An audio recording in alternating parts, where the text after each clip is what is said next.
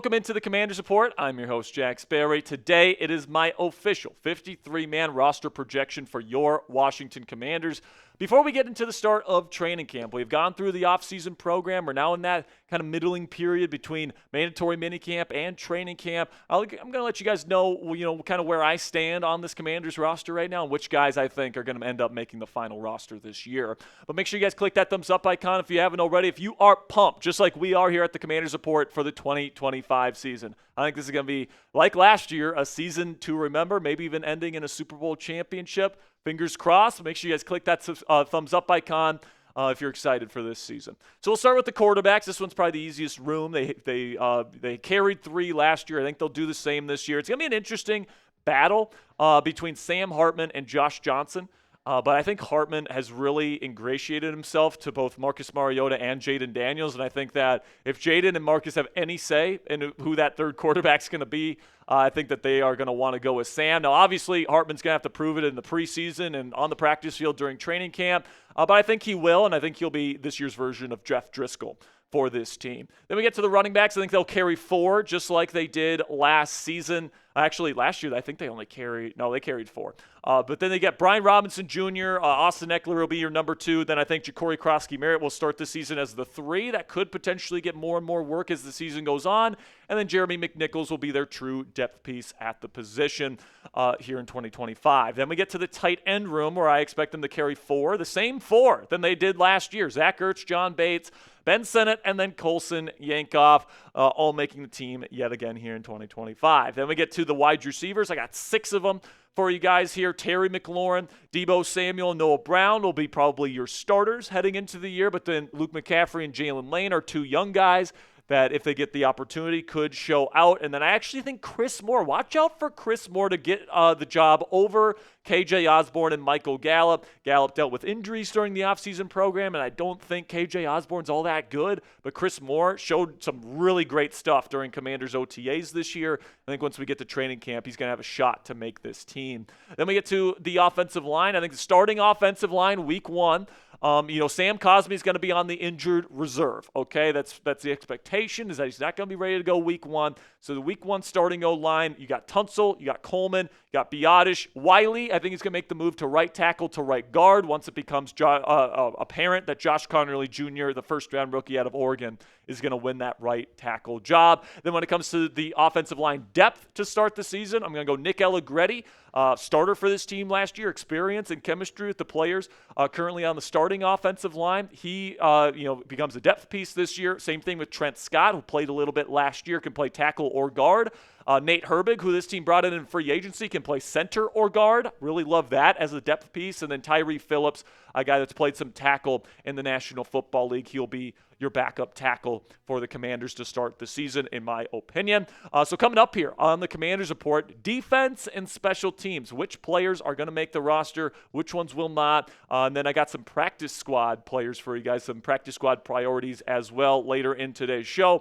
But if you didn't at the beginning of today's show, I really do encourage you guys to click that thumbs up icon. It really does help out the channel. If you're enjoying our content today, and if you enjoy our content generally, clicking that thumbs up icon takes a half second of your time, and it really is the easiest way to help us out, and it helps get this video out to more Commanders fans like yourselves, which helps us increase our subscriber base and help us grow this family that we have grown to over 40,000 subscribers now. So thank you guys so much for all of your support. And now we get to the defense here. With the defensive tackles, I think they'll carry 5, just like they did last year. Daron Payne, Jerzon Newton, Javon Kinlaw will be the guys mainly on the field, with Eddie Goldman being a rotational piece as a nose tackle, with Sheldon Day as depth. Then at defensive end, just like last year, 4 players I expect to make the team this year. Now, hopefully they add somebody in free agency or via trade before the season starts, but if they go into training camp in the season without adding at this position, I expect the 4 to make the team to be Dorance Armstrong, Cleveland Ferrell, Dietrich Wise,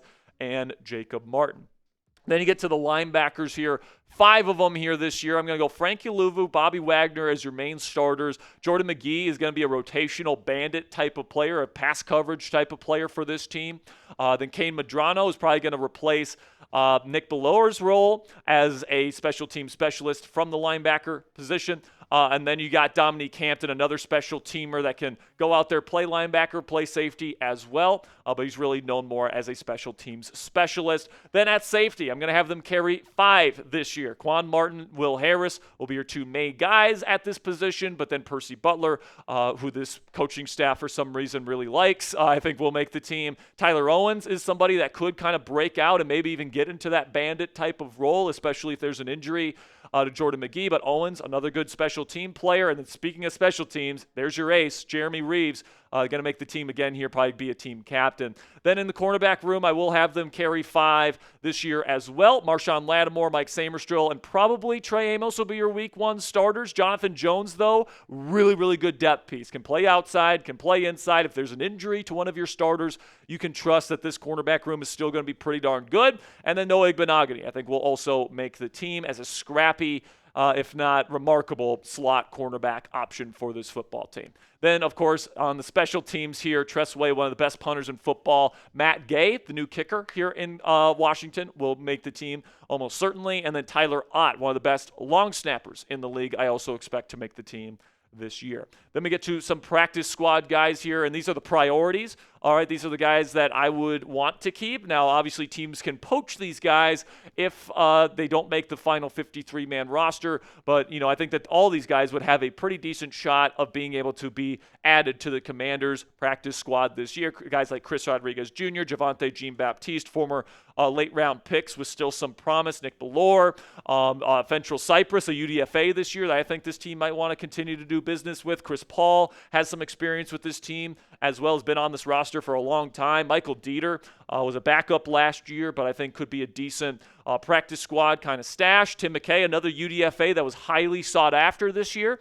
Dealing with some injury stuff, but I think the Commanders might want to keep him around. Cole Turner, another guy that's been a part of the organization for a while. Ja'Cory Brooks, another UDFA with some promise. And Robert McDaniel, somebody that I think could be a roster bubble type of player. He can play a bunch of different roles. He played edge, slot corner, and safety for Jackson State last year, so he could play a bunch of different roles, could potentially be a special teamer as well. I don't think that they're going to want to let go of that Swiss Army knife type of skill set. So who's your guy? Let me know down there in the comment section who will surprisingly make the Commanders roster this year. Let me know what you guys think down there in the comment section. If you guys want kind of my dark horse to make the roster, I don't have him on my projected 53-man roster right now, but somebody that I think could make waves during Commanders training camp, I'm going to go with Robert McDaniel, the UDFA out of Jackson State.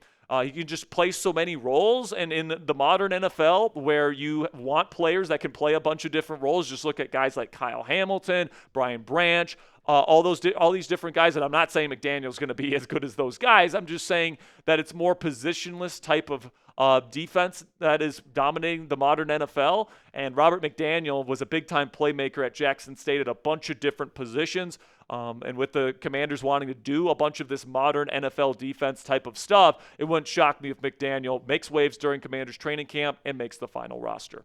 Make sure you guys click that subscribe button if you haven't already. We got more extensive Commanders content coming your way before the start of training camp over the next few weeks. Make sure you click that subscribe button if you haven't already to never miss a moment.